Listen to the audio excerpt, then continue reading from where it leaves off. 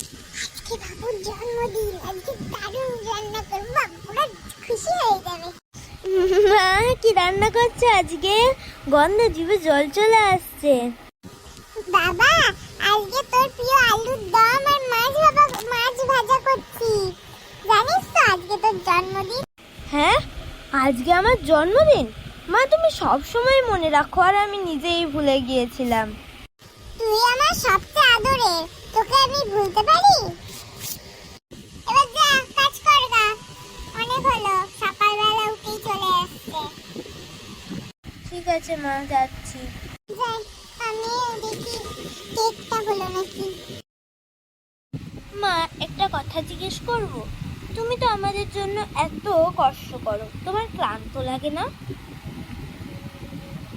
সন্তানের জন্য মায়ের কষ্ট কখনো কষ্ট হয় না, বরং সুখ মনে হয়।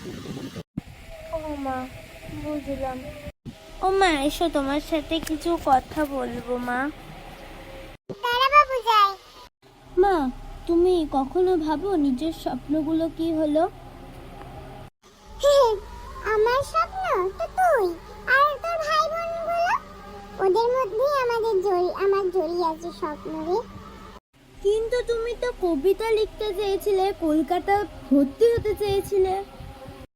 জীবন মানে সব স্বপ্নগুলো পূরণ হয় না বাবা, কিন্তু নতুন স্বপ্ন জন্ম নেয়।